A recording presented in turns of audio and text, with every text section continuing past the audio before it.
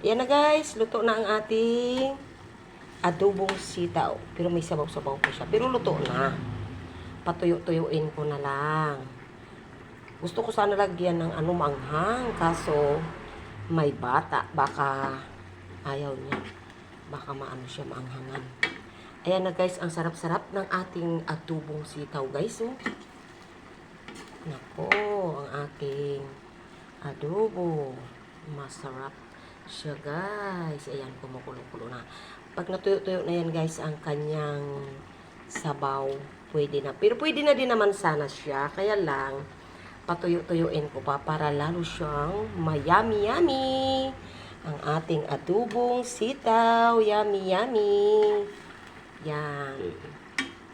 Ayan na siya guys. Masarap ang ating adobo. Ayan. Ayan na siya guys. Yan lang. Hali na kayo. Sabay-sabay tayo kumain. Bye. Thank you for watching.